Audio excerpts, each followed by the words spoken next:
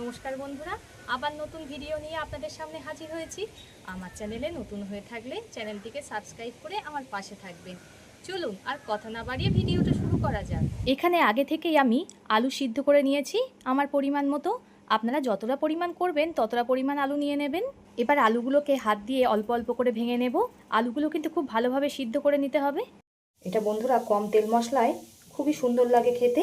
ভাত, রুটি, পরোটা যে কোনো কিছুতে দারুণ লাগবে।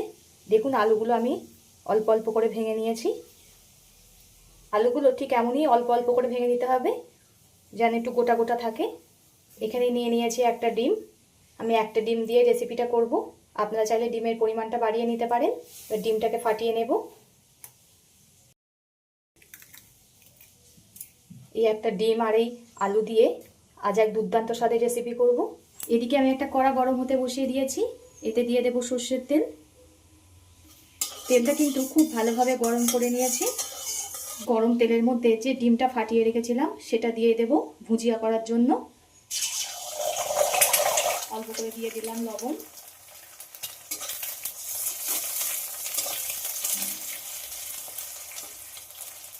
ডিমটাকে একটু ছোট ছোট টুকরে কেটে নেব। ডিমটা ভাজা হয়ে গেছে, একটু ছোট ছোট টুকরে কেটে নিতে হবে।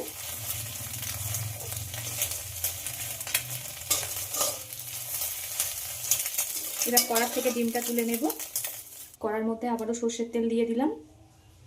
তেলটা খুব ভালোভাবে গরম করে নেওয়ার পরে এতে দিয়ে দিতে হবে অল্প করে কাঁচা জিরে। ফোড়নটা একটু ভাজা ভাজা করে নিতে হবে। এবার দিয়ে দেব একটা বড় সাইজের পেঁয়াজ কুচি। পেঁয়াজটাকে একটু ব্রাউন করে ভেজে নিতে হবে।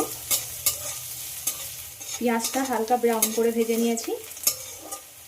এবার এতে দিয়ে দেব 7-8 কোয়া রসুন গ্রেটারের সাহায্যে গ্রেট করে নিয়েছি সেটাকে। এবার দিয়ে দেব চা চামচের ছোট চামচ গ্রেট করে রাখা আদা। আমি কিন্তু এখানে আদা রসুন বাটা ব্যবহার করলাম না, সবটাই গ্রেট করে নিয়েছি।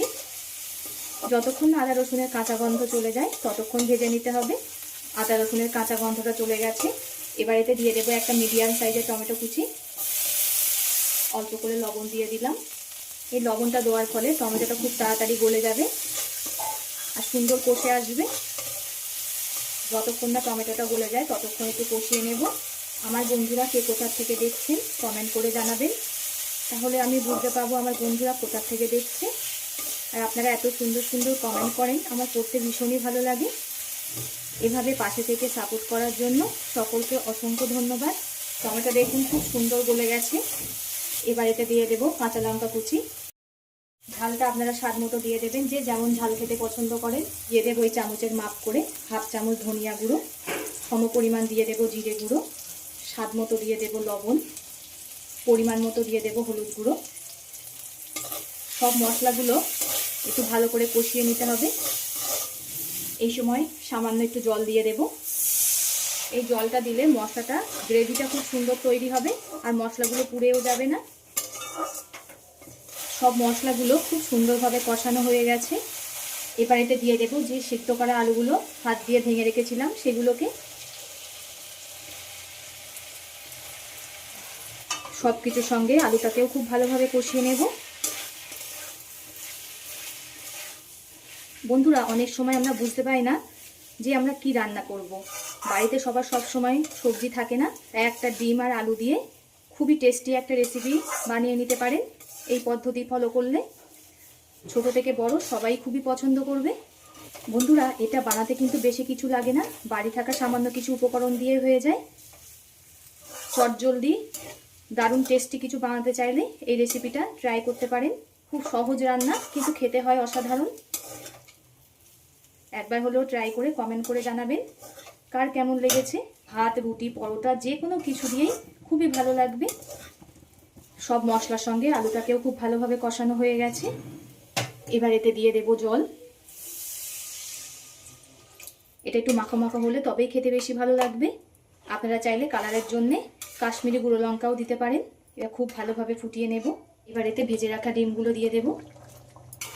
দারুণ একটা গন্ধ বেরাচ্ছে বন্ধুরা। ডিমটা দেওয়ার পরে 5 মিনিট মতো গ্যাসটা লো টু মিডিয়ামে রেখে ফুটিয়ে নিয়েছি। এবার এতে দিয়ে দেব কসৌরি মেথি। আপনারা চাইলে এই কসৌরি মেথির পরিবর্তে ধনিয়া পাতাও ব্যবহার করতে পারেন। এই কাসৌরি মেথিটা খুবই ভালো লাগে দিলে খেতে। আবার একটু ফুটিয়ে নেব। এটা দেখতে দেখুন কত সুন্দর লাগছে, তাহলে ভাবুন খেতে কেমন লাগবে। সামান্য একটা ডিম আর আলু দিয়েই তৈরি হয়ে যায় এই মজাদার রেসিপি।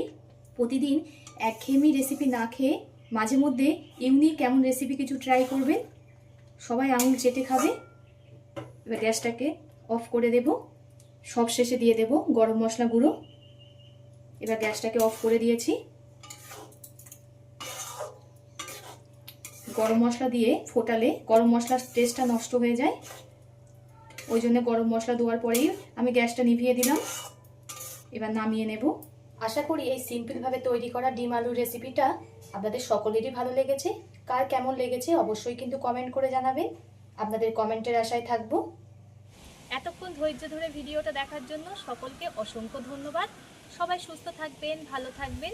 পরবর্তী একটা নতুন রেসিপি নিয়ে আপনাদের সামনে আবার হাজির হচ্ছি।